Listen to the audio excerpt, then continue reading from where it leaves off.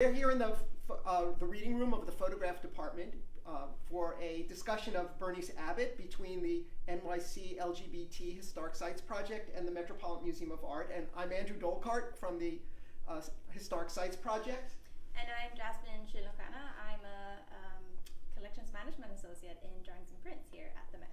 So for people that are interested in the architecture of New York or have a love for the urbanism of New York, many of you probably know Berenice Abbott's photographs of New York from the 1930s, many of which were published in the late 1930s in her book, Changing New York. And so we're going to be talking about a few of her photographs today. So, how did Berenice Abbott get to doing this project? Yeah, so she spent 9 years in Paris, and when she came back to New York in 1929, I think she realized how much the city had been changing after the second skyscraper boom, after the Great Depression, or coming out of the Great Depression. So she kind of became obsessed with the idea of documenting this relentless change of the city and this growing modern metropolis. And so for the next 6 years or so, she was trying to get funding from the Museum of the City of New York and various other sources for a project that she could dedicate herself full-time to documenting the city. And it wasn't really until 1935 where she was able to get funding from the Federal Arts Project Division of the what's it called Works again? Progress Administration. Yes, there you go. There you go. You know, one of the things I think is really interesting vis-a-vis this is that, when she was in Paris, her studio was right down the block from Eugene Atget's, and Atget had in the 19th century had been photographing Paris, and I can't help but see how influenced Abbott was about chronicling the physical character of the city and giving it both a memory and a life to it. Yes, I think absolutely she brought a lot of Atget back with her as inspiration, because she had also spent a lot of energy and effort to preserve all of his photographic archive after he passed in 1927. And it was when she worked as a studio assistant for Man Ray between 1924 and 26, his studio was on the same street as Atget. So I think it was that connection that kind of led her to discover or rediscover Atget, and then she was able to fundraise to keep or save his archive and bring most of that back with her to New York. Mm-hmm. So I think absolutely she wanted to do what he had been doing for the past 4 decades or so in Paris. So Abbott, she lived in Greenwich Village, and we'll talk about that in a little while, but she photographed all over the city, but she loved photographing south of 14th Street. So here's a photograph that is of a gun store right across the street from the old police headquarters, which now, of course, is luxury apartments. But this is such a powerful image. Yeah, and I think it's a bit of for me, it's a bit of a standout in the book. So the book consists of 97 prints in the end, and it was heavily censored by the editors of the project and the publishers. So a lot of the original captions were censored or altered, and what she's perhaps most well known for today are her views of skyscrapers and building sites, whereas this one is a bit more of she took 2 plates at this scene, where one is more typical Atget Parisian shopfront from the other side of the street, a bit more straightforward, whereas this seems to take a bit more inspiration from both Man Ray and maybe other surrealists in Europe, in terms of the angle and the gun becoming this absurd, oversized object pointing at the police department. Yeah, the fact that it's pointing right at the police headquarters is so powerful. And so part of the original caption said something along the lines of, "To the New Yorker of 1937, this image says one thing. Here is a gun pointing at the police department." And so thinking about what it says to a New Yorker in 2022, it's still, even though there are no people in the image, it still feels like a very intimate photo. It's still, it's still quintessential New York in the sense that we're grappling with gun violence and police brutality and all these other things. So it's different from a lot of the other works in the book, but I also think that's why it's so interesting that this was not cut by the editors and the publishers that this was still kept in there, but they decided to just change the caption to instead talk about the architecture and the history of the gun shop. And what's interesting is that the captions were the work of Elizabeth McCausland, and after her first exhibition of her work in the early 30s, Elizabeth McCausland, who was an art historian, wrote a review in the Springfield, Massachusetts Republican, which was a liberal newspaper, and a very, very positive review. And Berenice Abbott wrote a response to that, which I think we have the text of. Yes. So Elizabeth sent Berenice the review that she wrote, and then a couple of days later, Berenice wrote back, "My dear Ms. McCausland, let me thank you for so kindly calling my attention to your splendid article in the Springfield Republican. It is truly with a deft sense of gratification that one finds, ever rarely, an intelligent understanding of one's work from one's own countrymen, of all things. I can say truthfully that I consider your article the first intelligent one on my work that has appeared in this country. To put it mildly, I have and had a fantastic passion for New York, photographically speaking. These present pictures are, I hope, a slight beginning of what could be done with the city if we were not unaided by financial handicap. The museum is trying to raise money for such a project, for a full-time contracted year at least, but I have been waiting, hoping now for 5 years, meanwhile doing what I could. Again, I thank you for your appreciative article and sincerely hope that I may have the pleasure of meeting you sometime when you are in New York.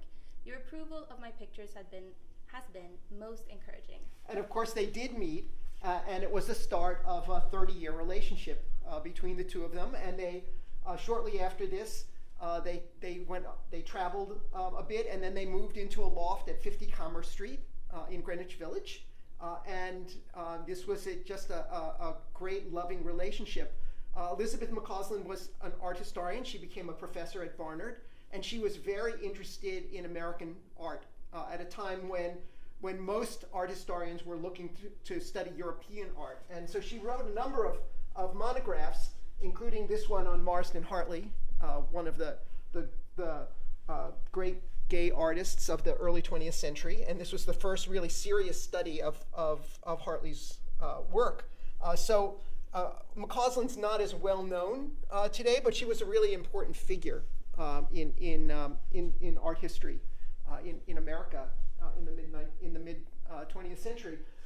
And Abbott also photographed a lot of her friends in Greenwich Village, including Juna Barnes here, who is a writer who wrote a novel called Nightfall, which is considered to be the first American novel with lesbian characters in it. And although she would not have wanted the word lesbian attached to her, she always insisted that did not define her.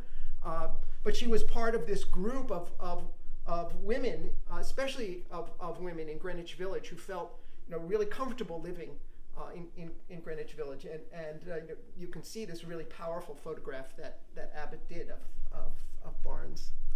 Yeah, so Berenice, who came from Ohio originally, she went to university in Ohio, and then she moved to Greenwich Village briefly before going to Paris in 1921. So for a time in 1919, she actually shared an apartment with Juna and several other people. So I believe that's how they met originally. And then they reconvened in Paris, and this image is from 1925. So since Berenice started assisting Man Ray in 1924, and prior to that, she had been trained in sculpture and drawing, so she didn't have a photographic background at all. But she started taking portraits of her friends and acquaintances in Man Ray's studio during the lunch break. So he gave her the studio during that time. So since this is from 1925, it's about that time period. So very likely they're in Man Ray's studio or thereabouts, and she's using one of his cameras. Because her first own camera, she didn't get until she left Man Ray's studio. And I mean, Juna Barnes is a very interesting character. She's a couple of years older than Berenice. I don't know quite if she went to Paris before Berenice, but anyway, they reconvened there, and she was also, I mean, she was a journalist. She drew caricatures of Marston Hartley, for example, and Gertrude Stein and other well-known characters that were part of their homosocial circles in Paris and beyond. And it was through Berenice, actually, that she met Thelma Wood, an American sculptor, and Night Wood, the book that she wrote in 1936, that was loosely based on her tormented relationship with Thelma. And that book was compared to works by Gertrude Stein, for example, in terms of language and the poetry. And she relied a lot on the support of wealthy benefactors throughout her life and career. So she was kind of well known for wearing hand-me-downs from people such as Peggy Guggenheim. So it's very likely that's something that she sort of donned for this portrait as well. She has these sort of chic layers going on with the white shirt and the checkered blazer and a large dark overcoat and this like sparkling turban. So this portrait was considered to capture her sexually provocative appeal at the time. It might not seem as daring to us, maybe a bit more cool and composed rather than like vulgarly sexual outright. But her works were considered very shocking at the time. It still looks daring to me, actually. Yeah. Not in that 21st century provocative way, but the way she's wearing the low-cut blouse and the way she's just staring right out at you. She carries herself a certain way. Yeah, she really carries herself well. And it's interesting, she stayed in Paris a little bit later than Berenice Abbott, but when she came back to America, she moved into an apartment on Patchen Place in Greenwich Village, just like a 5 or 6 minute walk from where Berenice and Elizabeth were living. So she becomes part of this whole world in Greenwich Village. Absolutely, and it's also not the only portrait that Berenice took of Juna. They stayed in touch. They remained good friends, and she took several other pictures of her throughout the years. So Berenice Abbott is most famous for Changing New York, and here you can see Changing New York with its original cover with Berenice Abbott's photograph on it.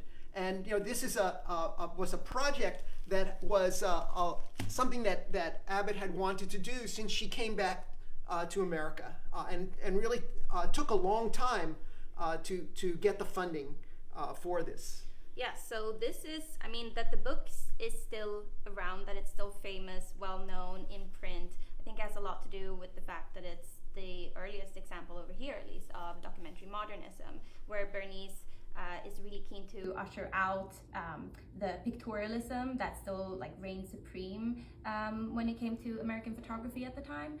And so she comes back, she wants to document the changing metropolis, and she gets funding finally. So between 1935 and 39 is the main time period that this project came together, and it was published in 39, like you said.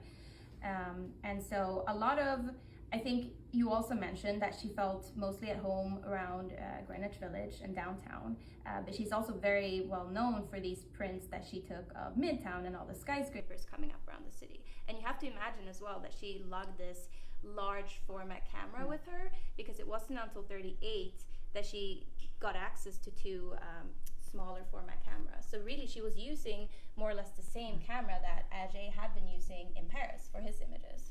And if she comes back in the late 1920s, and if you think about New York in the late 1920s, it was undergoing such tremendous change. And as she commented on the fact that whole neighborhoods had been changed since she had left New York, and all the skyscrapers in Midtown, and huge amount of change downtown. So here's an aerial image from downtown, and we're looking at we're looking along Wall Street at the Bankers Trust building and some of the new skyscrapers here, which really become a symbol of what New York was. And so she loved to photograph both the new city, but then if we turn to my absolute favorite photograph of hers, where she's photographing really the remnants of a kind of old city and indeed the impacts of the Depression city. And this is my favorite image in the book, Blossom Restaurant on the Bowery, where you can see the